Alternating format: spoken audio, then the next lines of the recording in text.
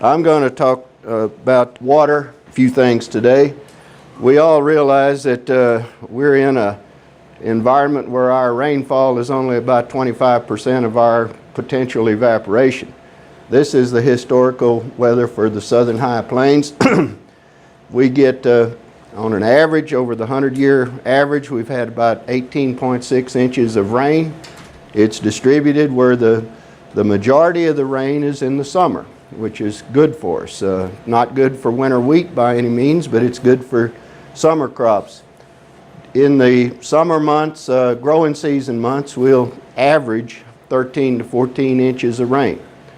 Now, as you know, most of that in May and June is thunderstorm type rain, and it comes very fast. But our potential ET, or the evaporating power of the atmosphere, over the entire year approaches 70 inches. In the growing season, it averages between 40 and 45 inches. So if we get 13 to 14 inches of rain, and only 70% of that is effective, we're looking at, 20-something inches, 25 inches of deficit. And that's where irrigation comes in. Not that we need to apply 25 inches during the summer to a cotton crop, but we're working in a deficit. These are the types of rains. This represents 10 years of rainfall, daily rainfall, and the purpose of this is but when we get all of these little bitty 1/4 and 3/10 inch type rains, those things evaporate the very first day following the rain. So those are ineffective rains. Approximately 70% of our rainfall during the summer, those events are less than 1/2 an inch. And those are less than effective rainfalls. They add up in the rain gauge, but they don't do much to putting water in the soil or providing water for the crop. We like to talk about irrigation water in terms of gallons per minute per acre. But this is the 1 cubic foot of water has about 7.5 gallons in it. An acre is 43,560 square feet. So an acre foot of water, if you're putting 12 inches on, you've put 325,829 gallons in an acre foot of water. And we're using lots of water in the cities, but when you think about how much water goes through a pivot, you're putting a lot of water through the pivot. And once the urban population, the voting population, finds out about how much we're using in terms of gallons, we're going to have some problems. An acre inch is 27,152 gallons, and if we put 1 gallon per minute per acre, if we have 120 gallons of water on a 120 acre circle, we have 1 gallon per minute per acre. That's equivalent to 0.053 inches per acre per day. So if you have a 125 acre circle, or 120 acre circle, or 125 acre circle, and you've got 500 gallons a minute on it, you've got 4 gallons per minute per acre. So that's 2/10 of an inch a day. These are the gallons per minute per acre and the acre inches per day. With the evaporative demand that we have in the summer, and the type of rainfall that we get in the summer, I'm of the opinion that on cotton, we need a minimum of 4 gallons per minute per acre. 2/10 of an inch a day of irrigation water to supplement the rain that we get. That don't mean we need to provide 2/10 of an inch every day during the growing season. When we get into the point in the life of that plant when it's using a fairly high percent of the potential ET, you're going to need to provide 25/100ths of an inch a day. If you've got 2/10 of an inch a day with irrigation and you've got some stored water or catch of rain, you're going to have 25/100ths and maybe even closer to 3/10 of an inch a day of available water. But these are some numbers that hopefully all of you have made calculations on your irrigation systems. How much water do you have? How many gallons per minute per acre? And then what does that represent in replacement of water to that crop per day? If you've got 5 gallons per minute per acre, in an average rainfall summer might be able to grow corn. If you've got 6 or 7, you can definitely grow corn. If you're less than 4, corn's not a very good crop to try to grow with that limited of water. You need 5 or 6 for corn. To make cotton work properly, we need to have 4 gallons per minute per acre. Soil is what holds the water, rainfall and irrigation, and the crops get the water from the soil. As we start in the north area, this area from here north, we have clay loams. And a clay loam soil has about 40% clay in it. Soils are made of sand, silt, and clay. And the clay content is the one that is most critical in terms of holding water and providing the water supply to the crop and the porosity that's in the soil. Soils, you can kind of think of a clay particle as maybe a marble, a silt particle as a softball, and a sand particle as a basketball. Those are the volumes, the sizes. Water is held in the soil by 2 forces. One is surface tension. Water, when you put a drop of water on this table, what does it do? It beads up. That's surface tension. It doesn't just flatten out. If there was no surface tension, water would flatten out on a smooth surface. On a soil particle, the outer surface, the amount of surface area, determines how much water can be held in a given volume of soil to an extent. The clay particles have many times more surface area per unit volume of soil than a silt or a sand. Clays also are negatively charged. Water is a polar molecule. The oxygen is partially negative. The 2 hydrogens are partially positive. So the water molecules electrostatically attach to that clay particle and build layers of water around a clay. So in a Pullman clay loam, there's 4.4 inches of water per foot of depth. That's over 40% of the volume of that soil is water. Some critical points here. Field capacity is the volume of water that soil will hold per unit depth against the force of gravity. So at field capacity, a clay loam has about 4.4 inches. A loam has about 3.9 inches. Olton loam is better than the Acuff loam because we got a little more clay in the Olton loam. When we get down in our area around Lubbock, we've got fine sandy loams. They only hold about 2.9 inches at field capacity. And we get down in Dawson County and Gaines County in the sandy ground, we've got 2.6 inches at field capacity per foot of depth. Now the next critical point is the permanent wilting point. Permanent wilting point is when the amount of water that's left in that soil when the plant can no longer get it.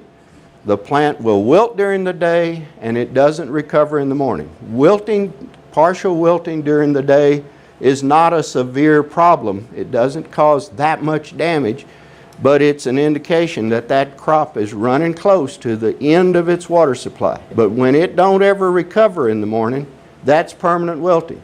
Now my point for that is that you've only taken 1.3 inches of water per foot of depth out of that Pullman clay loam. That's what that plant can get out of there. So you've got more than 2 inches. Well, you got permanent wilting's 305. You've still got 3 inches of water per foot of depth in that soil. You're all thinking about, or maybe somebody's doing pre-watering right now. All you really need to replace is 1.3, 1.5 inches of water per foot of depth. So if you're watering, if you're trying to fill the top 3 feet, most crops take 90% or better of their water from the top 3 feet.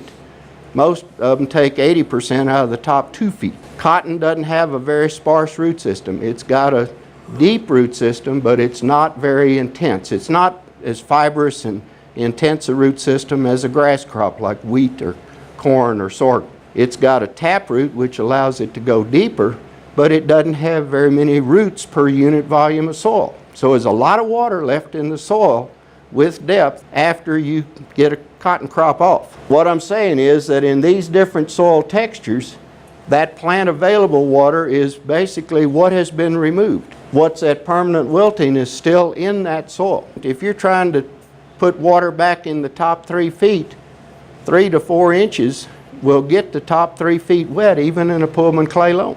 6 inches is going to put water down 4, 5, 6 feet deep.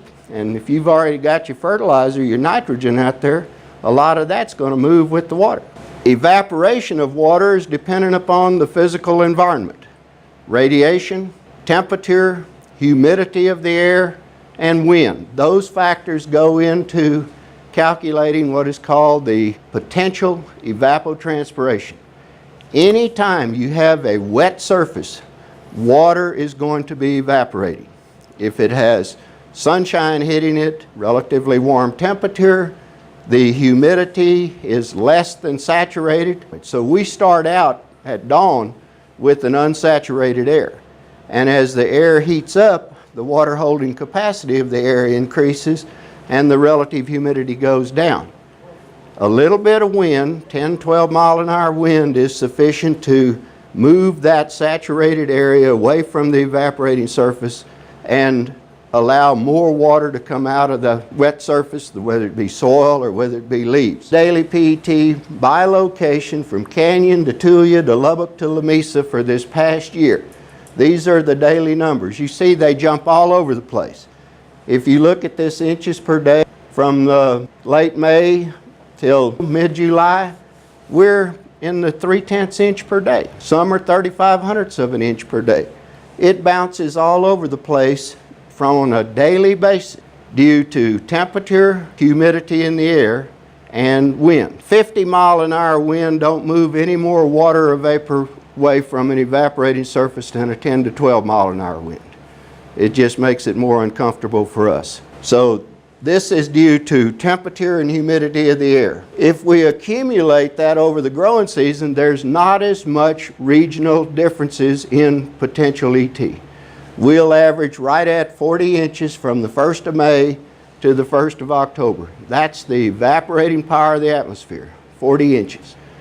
No matter where you are out here, it varies from day to day, but not so much over the course of the growing season. Crops use a percentage of that potential, or require a percentage of that potential ET to meet their daily water requirements and be as productive as they can be. This is the crop coefficient is the crop water use expressed as a percentage of the potential. Early in the life of that crop cotton plant, and I've put this on accumulated heat units. Heat units determine the development of the crop. We typically find the first square when that crop has accumulated about 500 heat units. First flower when the crop has accumulated 1,000 heat units. Peak bloom about 1,500 heat units. First mature bowl about 1,800 heat units. And 50% open at about 2,300 heat units. A typical growing season from, say, the 10th of May till early October. I've put 40-inch rows and 30-inch rows. This is crop water use, not total evaporation potential ET or the actual evaporation of water from that cropping system. Why do 30-inch rows have higher crop coefficients early in the life compared to 40-inch rows? Because you don't have as much leaf area. You have more plants on 30-inch rows. You have more leaf area. Leaf area is what is losing water. Leaf area is also what is making yield. So on 30-inch rows, if you're planting 3 seed per foot, you've got 52,000 plants per acre. If you're planting 3 seed per foot on 40-inch rows, you got 40,000 seed per acre or plants per acre. That crop is using water faster on a 30-inch row, but you're making 20% more yield with the same water. So I'm not going to ever complain because 30-inch rows are ideal for cotton. 40-inch rows, when we get that rain here early in the growing season, you've got all that bare soil between the rows, and that's going to evaporate. So you're not using your rainfall very effectively with the 30-inch rows. The crop itself doesn't use very much water. Even at first flower, we're only using about 70% of the potential. First flower will occur in July, and if we go back in June and July, we're hitting 3,500ths of an inch a day. If we're using 70%, we're using about 2,200ths of an inch a day. 4 gallons per minute per acre will meet that demand and not let that crop stress at that point in time. Once we get the ground completely covered with leaves, which occurs there about prior to peak flower, then the crop is using all that the environment will cause it to evaporate.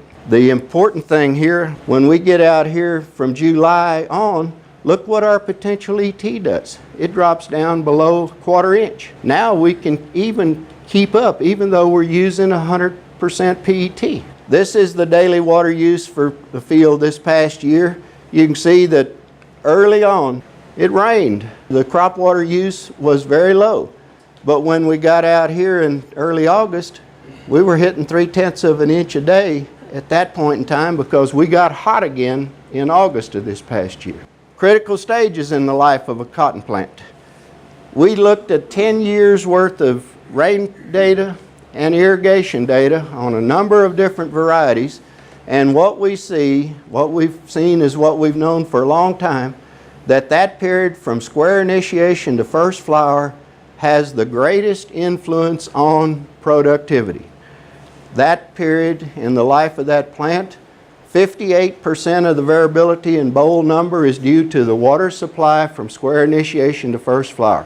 If you let it stress from square initiation, the 6-leaf stage to first flower, you've already limited your yield potential. When you see the first flower on that cotton plant, essentially every square that has a chance to make a harvestable boll is already on the plant. And if you let it stress during that period, you're not going to have near as many nodes, you're not going to have as many squares per fruiting branch. You're going to have 1 square on the first position, maybe on the first 5 or 6 nodes, and it's going to shut down and stop. So this is the most critical. From first flower to peak bloom is also very critical, because if a little boll stresses within the first 5 days after it's pollinated, it's going to abort. What percent of the squares that a cotton plant makes do you think we actually harvest in 3 bale to the acre cotton? Yep, 25 or less. A cotton plant, like every crop we grow, probably has at least 5, if not 10 times the genetic yield potential that we harvest. Look at this number right here. This is peak bloom to maturity. What do those negative numbers mean? That means that we are affecting our yield in a negative manner. What are we affecting? We're affecting maturity. We're affecting micronair. That cotton plant is a woody perennial. It grew up in the tropics. It never experienced a freeze in its life as it was developing, and here we bring it to where it freezes in sometimes early October. And it doesn't, when it's got plenty of water from peak bloom to maturity, it wants to keep setting fruit and keep growing. If we have a dry land, not telling you to cut it off at peak bloom, but too much water, and a lot of times we get those September rains from tropical storms or something, we can't control that. But too much water at that time of the year is not good. This is the one we're all interested in. This is the water supply and lint yield, the water use efficiency. How many pounds of lint do we get per inch of water that's available to that crop system? And we get average rainfall, we're making about 1 bale to the acre. That's what it should make. If we get a little more water, especially in July, we can get up to 600-700 pounds the acre. When we get up into that 20 to 24 range, we're making 80 to 100 pounds per acre. This is total water. In my opinion, we can easily make 3 bale to the acre cotton with 24 inches of total water. If we can get average rainfall, all you need is another 10 to 12 inches of irrigation water. If you got 2011, you probably had to apply 30 inches of water to get 24 inches of water available for that crop. Just to stop here, when you can take care of the water, nutrient supply becomes your next major limiting factor. For every crop, we know how many pounds of lint it'll make, and every pound of lint has about 1.4 pounds of seed associated with it, and that's what requires the nutrients, is the seed. It takes about 5 to 7 pounds of nitrogen per inch of water to provide the kind of yields or to make the kind of yields that you want to make. Okay, and if you put the majority of that nitrogen through your water, you're better off, because if you put it all out pre-plant, by the time that crop gets planted, most of that nitrogen's in the nitrate form, and if you overwater or get some big rains, the nitrate moves with the water, and you're moving it out of that top 2 feet where majority of the roots are. This July rain, we saw quite a bit of that, where we had sensors in the field. Water was moving through the profile. We got 4, 5, 6, 7 inches of rain in July. But if you had the profile full, you not only wasted that water going through the profile because the roots never got to it, you took nitrogen, that rain took nitrogen with it. Phosphorus don't move, so the nitrogen is your main concern. Putting water through your pivots, those kind of things are important.